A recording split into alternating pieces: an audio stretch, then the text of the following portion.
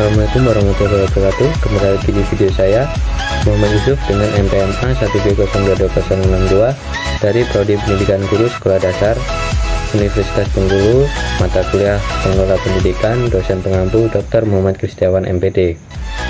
Video kali ini saya akan membahas tentang konsep manajemen pendidikan tinggi. Apa sih itu pendidikan tinggi dan perguruan tinggi?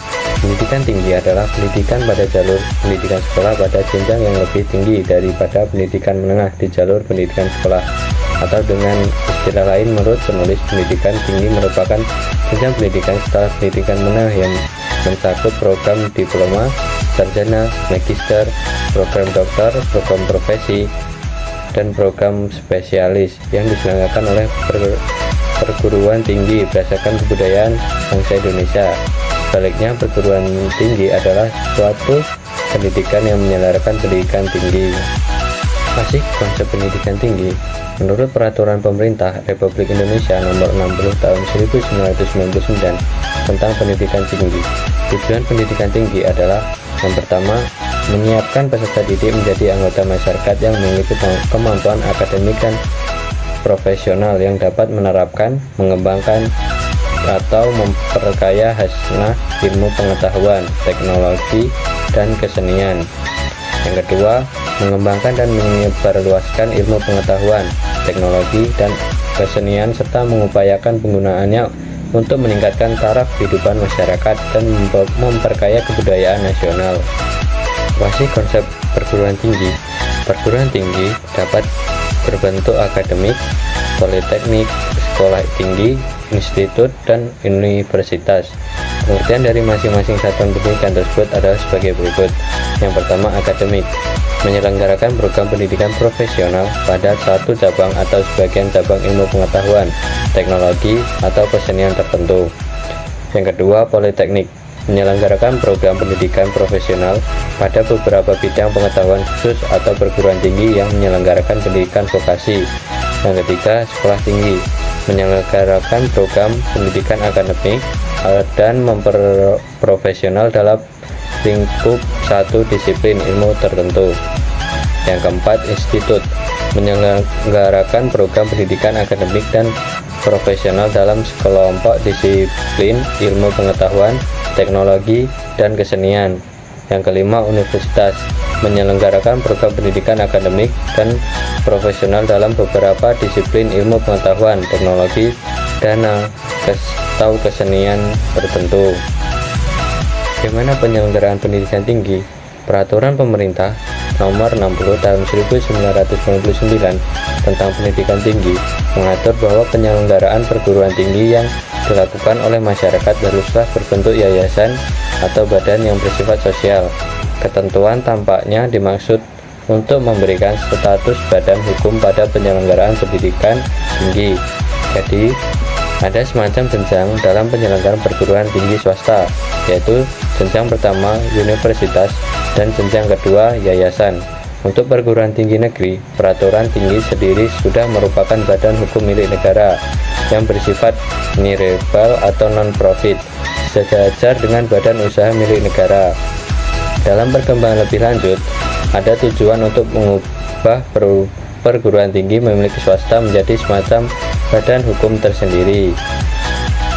Manajemen perguruan tinggi. Menurut Indrajit dan Djoko tahun 2006, ada beberapa aplikasi fungsi manajemen untuk dalam manajemen perguruan tinggi. Yang pertama itu perencanaan.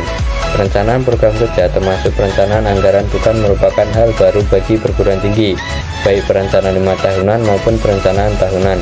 Namun, perencanaan perlu dilakukan untuk perencanaan strategis, yaitu perencanaan yang menentukan hidup, mati, dan berkembangnya tindakannya suatu universitas. Keuntungan memiliki perencanaan strategis yang pertama itu memberikan pedoman yang lebih baik bagi seluruh jajaran organisasi mengenai titik krusial apa yang sedang dikerjakan.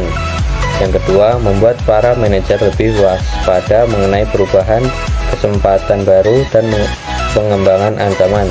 Yang ketiga, memberikan pada manajer alasan-alasan yang masuk akal mengenai prioritas alokasi sumber daya yang memiliki oleh perguruan tinggi. Yang keempat, membantu menginstarkan berbagai keputusan yang berhubungan dengan strategi tertentu yang dilakukan oleh berbagai manajer pada berbagai bidang di perguruan tinggi. Yang kelima, menciptakan suatu sikap manajemen yang lebih produktif daripada sikap defensif atau kreatif yang kadang sudah terlambat. Yang kedua, pengorganisasian.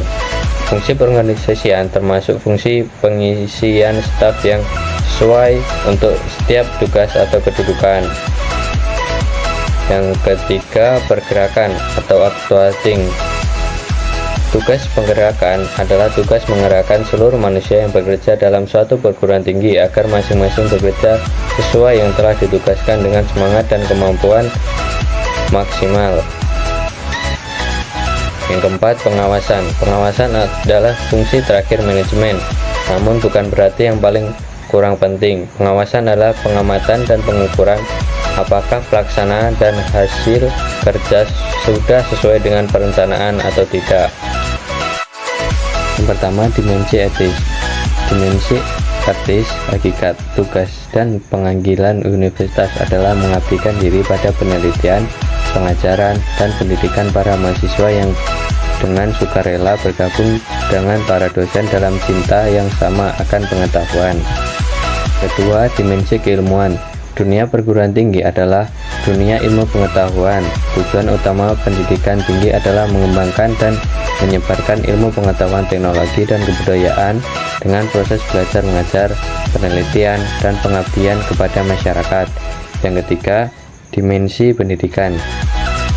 Di dalam proses pembelajaran, mahasiswa diusahakan menjadi orang yang mampu belajar terus-menerus. Proses pembelajaran umumnya bersifat formal. Sebaliknya, pendidikan adalah proses penyiapan manusia muda menjadi manusia dewasa, yaitu manusia yang mandiri dan bertanggung jawab. Yang keempat, dimensi sosial. Penemuan ilmiah dan penemuan teknologi telah menciptakan pertumbuhan ekonomi dan industri yang sangat besar. Melalui kegiatan dan perjuangan para ahli dan mahasiswa, kehidupan demokrasi ditingkatkan dan martabat manusia lebih dihargai.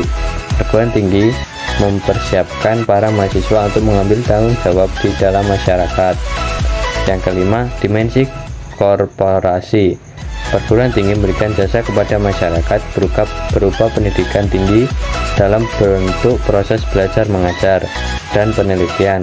Yang diajarkan dan diteliti adalah ilmu pengetahuan.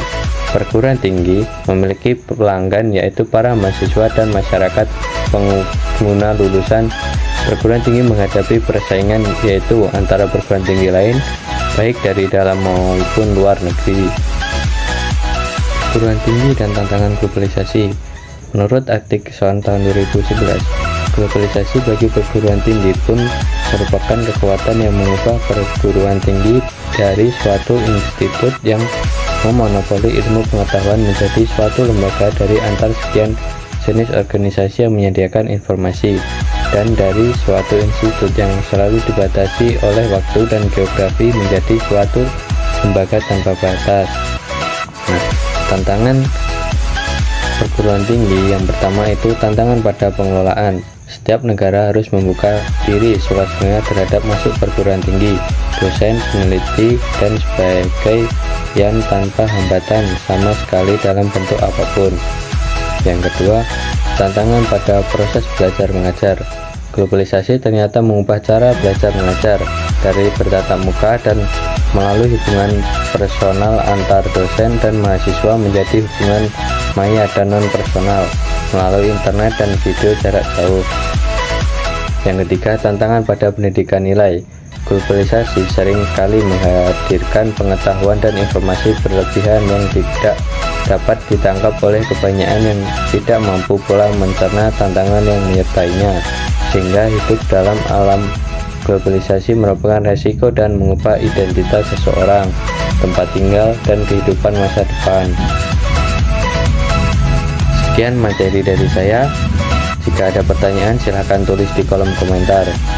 Saya akhiri, wabillahi taufiq wal hidayah. Wassalamualaikum warahmatullahi wabarakatuh.